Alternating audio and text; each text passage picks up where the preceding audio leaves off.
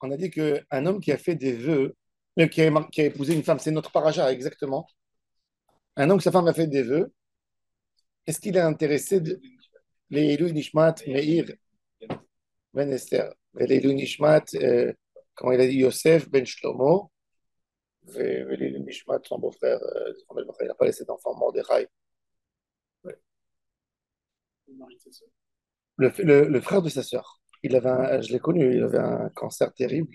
Il est mort à 50 et quelques années, sans, de sa femme, le frère de sa femme. Et la Gemara, elle a dit que, est-ce qu'un homme, il est. La Gemara, elle pose la question, pourquoi un homme, il ferait pas à sa femme une atarat darim au Beddin, et c'est ou basta. Tu t'es marié avec une femme, annule-lui tout, c'est tout. Annule-lui. Alors la Gemara force-la à aller au Beddin, qu'elle fait une annulation de tous les vœux. Si elle savait qu'il allait la répudier, donc elle n'aurait pas fait sur elle, elle n'aurait pas pris cet engagement de faire. Elle veut ou elle veut pas? C'est ça la question. Elle ne veut pas de guette, elle. Non, mais est-ce qu'elle veut faire la dernière line? Peut-être elle ne voudrait pas faire, mais elle préfère ça que de divorcer. Alors la Gemara pose la question, pourquoi un homme qui épouse une femme. Si, non, mais elle a fait avant de se marier avec lui. Il faut qu'elle fasse pour la quitter. Et si elle ne veut pas, la fait un notaire avant de se marier. Moi, je me suis engagé à quelque chose. Tu peux me dire ce que tu veux. Si moi, je me suis engagé et que je ne pas se lier à mon engagement, tu peux dire ce que tu veux. Non, il a raison. Ça veut dire, non, si elle s'est engagée avant de le connaître. Bon, mais la Gemara, elle avait. Charles, ce que tu dis, c'est dans la théorie, c'est vrai. Est-ce que mais dans la pratique, la Gemara, elle a donné d'autres cas. La Gemara, elle a dit qu'ils étaient fiancés. Il a divorcé d'elle, lui a fait un guet parce qu'elle faisait des vœux. Et après, il lui a dit, ça y est, j'ai arrêté, reprends-moi. Et il a repris. Et c'est vrai qu'il y avait quand même des vœux. Alors la Gemara, elle pose la question, elle dit, il y a des Tanaïm, ils divorcent. La Gemara dit, mais j'ai pas compris, c'est quoi cette histoire? La Gemara dit qu'elle va au Bédine et qu'on termine l'histoire. Alors la Gemara dit, non, il y a une opinion qui dit qu'un mari n'aime pas amener sa femme au Bédine. Et il y a une deuxième opinion que la Gemara dit, oui, lui il dit que ça peut tenir, il dit, oui, il est intéressé de l'humilier. Qu'elle va chez le Dayan et qu'elle dit, j'ai fait des vœux, que le Dayan dit, quoi, tu fais des vœux? Alors la Gemara dit, c'est quoi cette histoire? Alors, très intéressant. La Gemara dit, un homme qui a divorcé d'une femme. D'accord? Pourquoi? Raison dans le dossier du divorce, dans le protocole, parce qu'elle est nadranite, elle fait des vœux. Il a divorcé. 6 mois après, il sort au marché, il rencontre des filles, elles sont toutes tordues d'esprit. Il préfère cela. Il a le droit de la reprendre. Un homme après un divorce, il a le droit. Si c'est pas un Cohen, C'est pas marié entre eux. Si elle ne s'est pas mariée entre eux. si elle ne s'est pas mariée, il n'y a pas de problème. Même si elle était avec quelqu'un, si elle ne s'est pas mariée, il n'y a pas de problème. Ouais. Maintenant, ouais. Que le mariage. Le mariage, il interdit pas Le rapport, ça peut être. Non. Non, c'est la Chaim, Ishacher. Pas une 7. Vehaïta Havaya. S'il n'y a pas de Kiddushin, il y a rien. Bon, c'est la halakha. C'est comme ça la halakha. Maintenant, la Gemara a dit un homme qui a fait sortir sa femme pour des vœux, il n'a pas le droit de la ramener parce que. Excusez-moi, mais pourquoi une femme qui a aussi fait, par exemple, alors qu'elle est mariée, est interdite de Pourquoi une femme qui a fait quoi? se Parce elle a cassé son serment à son mari. Elle a juré qu'elle allait être pour lui et elle a trahi. même si elle se marie. Même si elle se marie, elle est interdite. Ça veut dire même si elle se marie, elle devient veuve après. De toute façon, un mariage l'interdit dans tous les cas. Même un cas de znout l'interdit au mari et à celui qui est avec elle. Maintenant, la Gemara elle pose la question. Alors la Gemara elle dit lo yahzir. Et la Gemara elle donne deux explications dans ma série de Gittin. Pourquoi?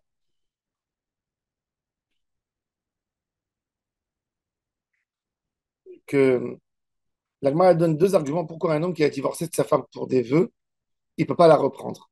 Première explication, la Gemara dans Gittin Daf Mem Vav, elle dit que Normalement, des Nédarim, il faut être fou pour divorcer de sa femme pour des vœux, n'est-ce pas? Vous êtes d'accord? Non, vous êtes d'accord que c'est un cas d'extrême. Un homme, il divorce de sa femme pour un vœu? C'est ça, c'est pas grave. Si elle s'engage Quand même. à prendre tout son argent et de le donner Non, au feu, non, pas des cas extrêmes, Charlie. Ne va pas sur les cas extrêmes. Le problème ici, ce n'est pas le vœu en lui-même, C'est la femme, d'accord, oui. Et Mais entre nous, combien de femmes tu sais que le mari les a. C'est combien de vœux font les femmes? combien de femmes qui ont pris la carte bleue et qui ont distribué à droite et à gauche dans toutes les yeshivot? C'est pas une exception. C'est un problème de halakha. La yeshiva n'a pas le droit de recevoir. Shulchan Aruch, il dit dans Yochel Tzedaka qu'un gabaï Tzedaka qui tape à la porte, il y a une femme qui lui donne 200 shekels, il n'a pas le droit de prendre. Il doit lui dire merci de votre générosité. Est-ce que votre mari est là, s'il vous plaît? Madame me donne. Vous êtes d'accord? Même si elle travaille. Sauf si elle a un contrat de séparation de biens. C'est ça, c'est qu'on ne connaît pas leur statut. On va rentrer dans Le Chafetz Chaim, il interdisait de vendre ses livres qui coûtaient quelques kopecks. Il permettait de vendre que les petits. Quand il y avait une femme à la maison qui ouvrait la porte, si elle voulait acheter le lot de Mishnah Berura, il interdisait aux vendeurs. Parce qu'il disait, elle est humiliée. Il dit, le grand rabbin de la génération, Chafetz Chaim, il vend ses livres, moi je ne vais pas le soutenir. Elle dit, je ne vous permets pas de vendre. Que des petits livres jusqu'à 10 shekels, 15 shekels. Humilié aussi si on ne lui vend pas. Hein? Il va être humilié aussi si on ne lui vend pas. C'est-à-dire que moi, j'ai pas la possibilité d'acheter. Des fois, moi, ça m'énerve. Je vois des gens dans des dîners. Ils passent dans les tables des femmes et ils disent alors, mesdames, vous donnez pas? Et les femmes, les pauvres, je vois, elles se disent il y a le rave qui est là, elles font des dons. 1000 euros, 1500 euros. C'est de l'argent. Comment elle a le droit? Des fois, on fait les enchères, on dit, madame, vous pouvez- Putain, mais rigole, qu'est-ce qu'elle donne? Je t'en supplie, 250, 300 shekels, 400. Non? C'est vrai, d'après la halakha, c'est vrai.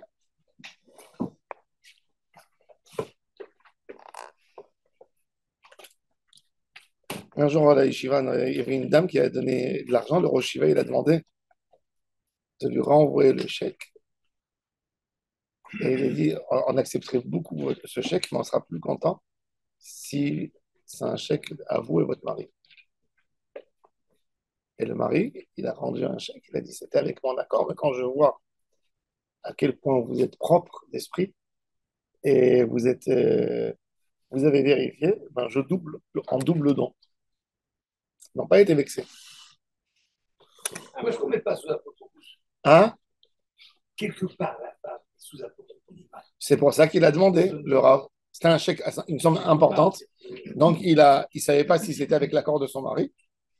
Et même que la yeshiva était dans le besoin, il a quand même envoyé pour s'assurer que c'est.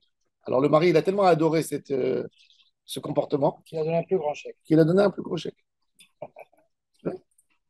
Alors, la Gemara donne deux explications pour. Alors, la Gemara elle dit deux explications pour lesquelles un homme n'a pas le droit de ramener sa femme s'il a répudié pour des vœux. Premier, parce que c'est pas courant qu'un homme y répudie sa femme. Et s'il y a quelqu'un qui va venir maintenant, il va lui raconter à ce mari, il avait une belle femme par exemple, intelligente, mais elle avait des vœux. Et il y a quelqu'un qui va lui dire, tu sais, dès elle a divorcé, et ben elle est partie, elle a trouvé un rave, il lui a fait une atarat et d'arim, elle a tout enlevé, et voilà, elle s'est mariée. Il dit, quoi? Si j'aurais su ça, j'aurais jamais divorcé d'elle. Qu'est-ce qu'il fait? Ça veut dire qu'il montre que son guet était sur une condition.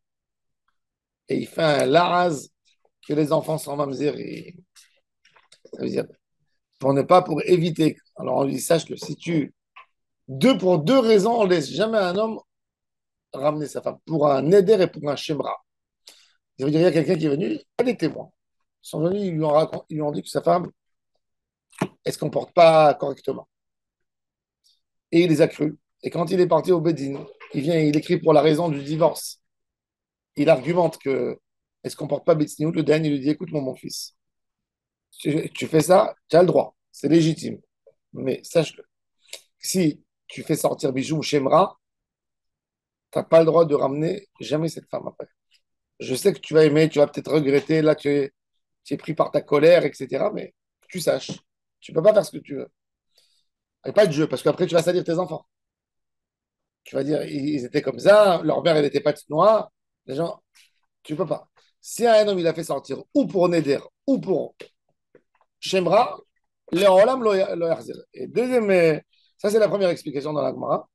Deuxième explication qu'elle dit la Gemara dans Daf Memesham de Gittin, elle dit pour les filles, que les filles du Ham Israël, elles ont peur de faire des Nedarim et des Harayot. Ça veut dire elles se disent, il n'y a rien à faire. C'est pas qu'aujourd'hui il est énervé, demain il va venir me reprendre.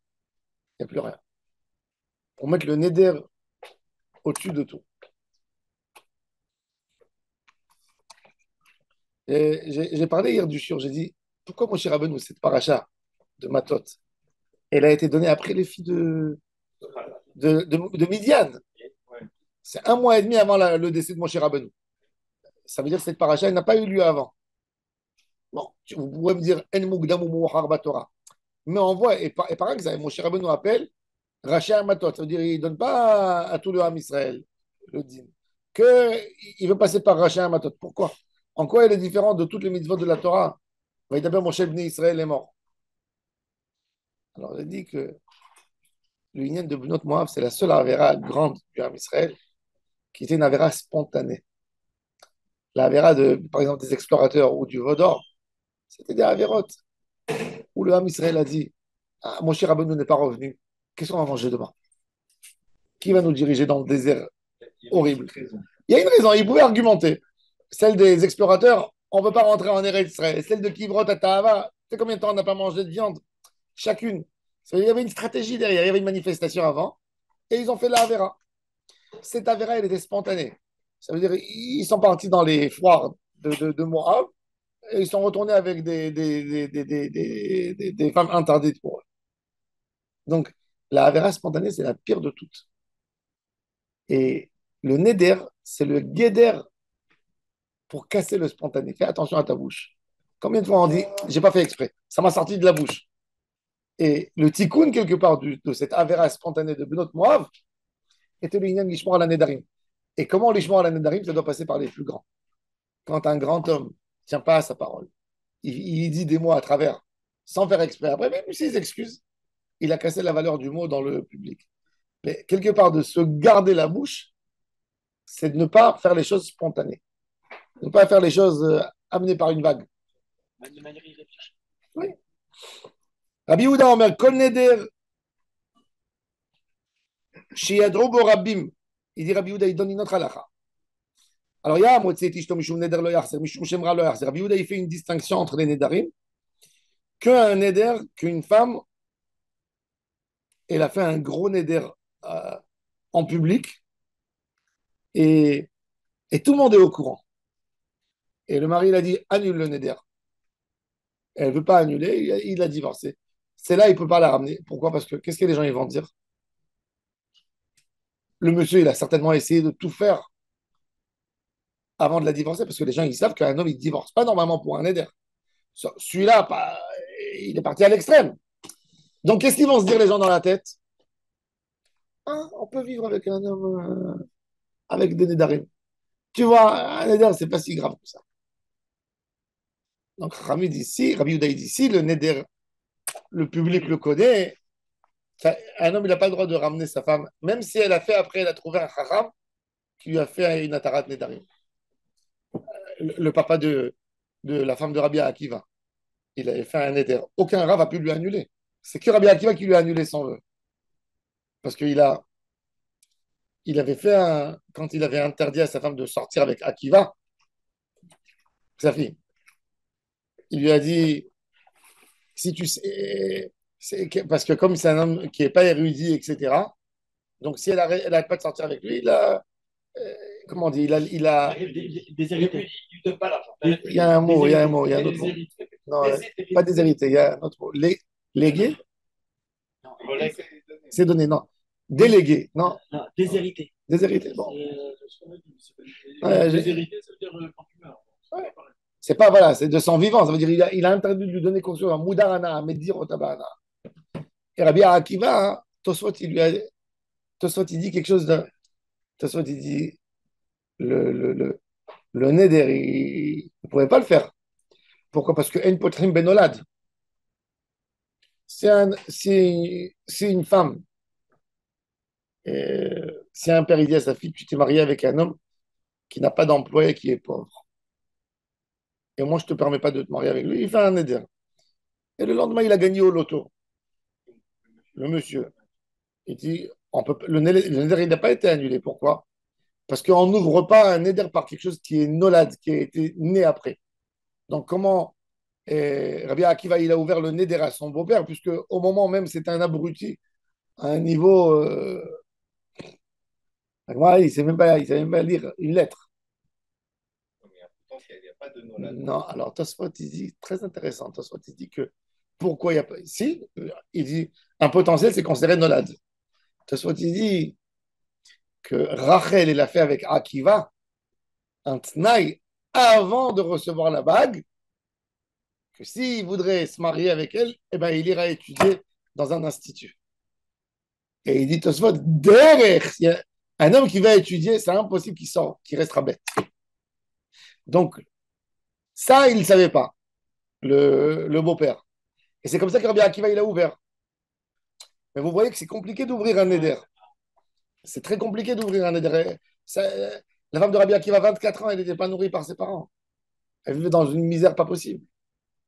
Parce qu'il y avait personne qui était capable d'ouvrir son éder.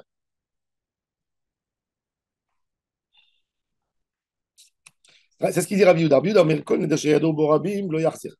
Lo yado bo rabim, yachzir.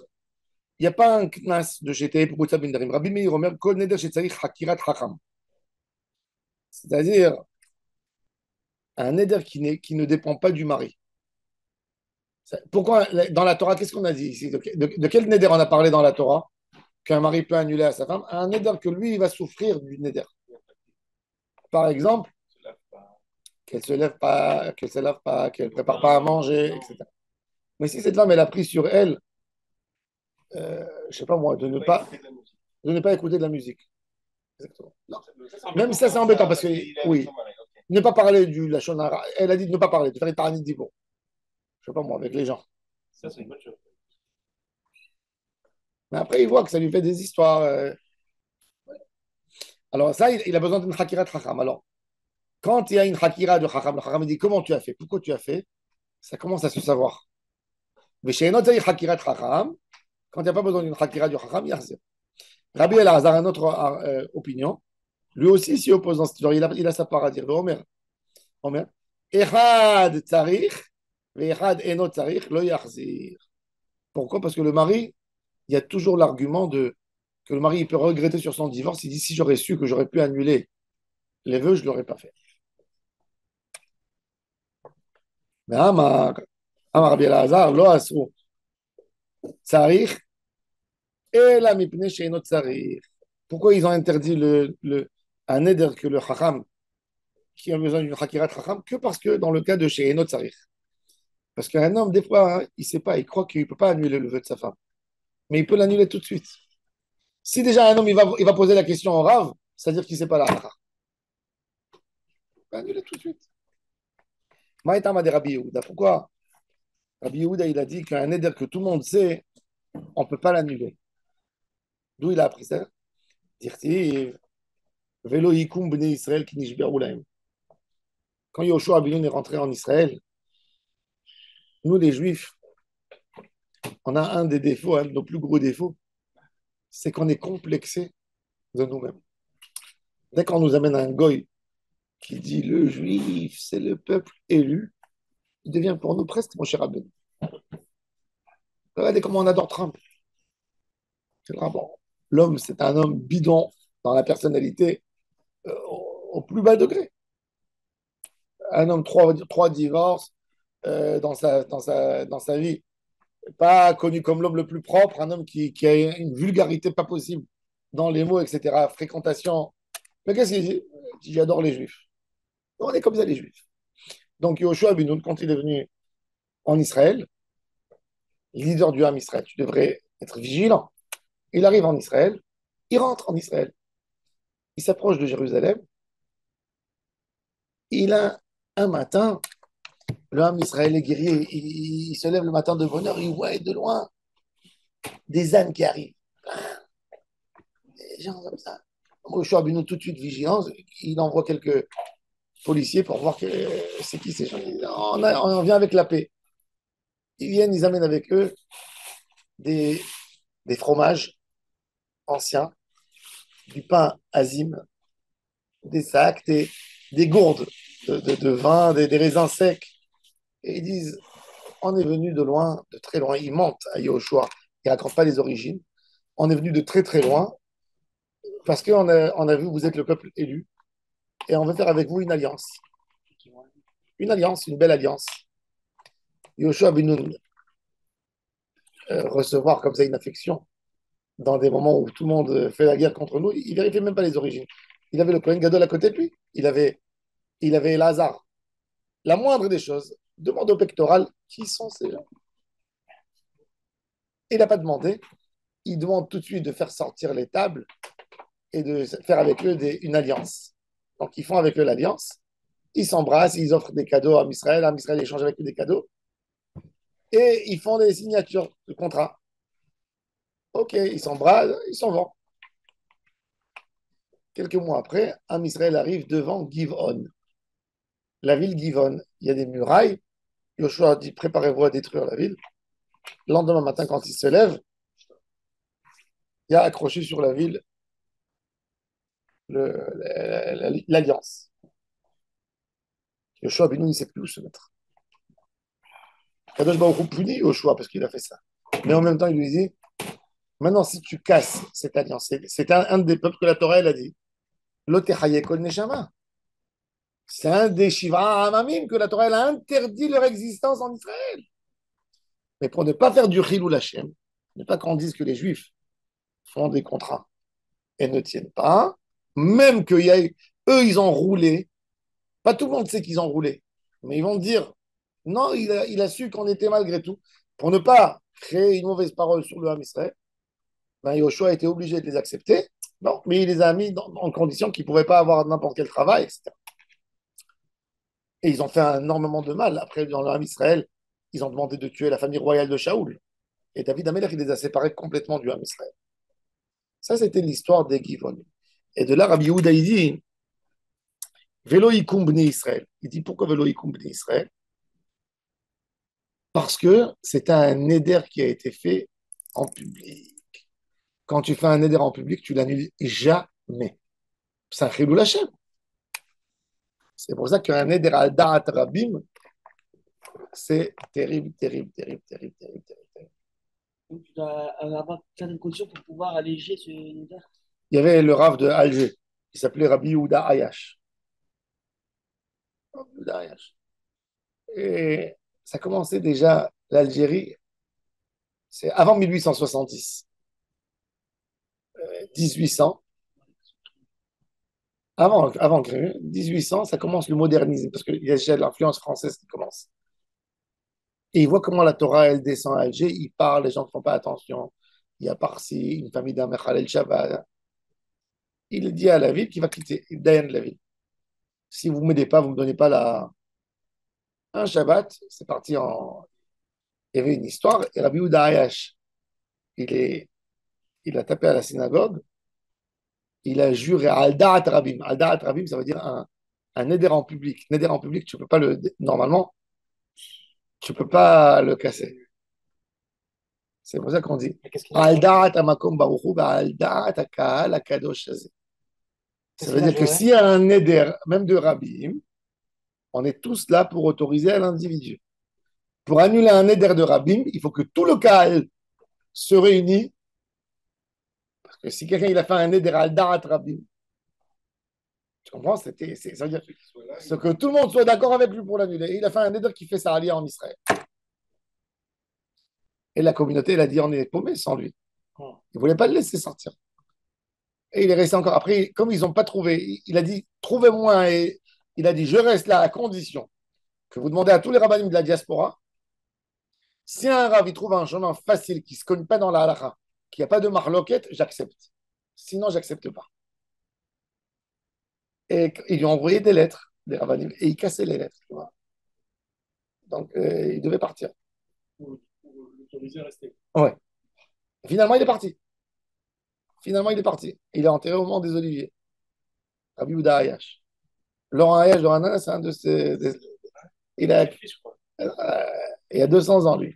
Ah, Mais, mais, ouais, c'est un Eder al Da'at Rabim. Alors la Gemara, elle dit un Eder al Da'at Rabim, quand le Ham Israël a fait. C'est pour ça que quand tu fais, d'après la halakha, même point de vue moral, aujourd'hui par exemple, Israël, dans le contrat de paix avec la Jordanie, elle s'est engagée à donner à la Jordanie par an 100 millions de mètres cubes d'eau.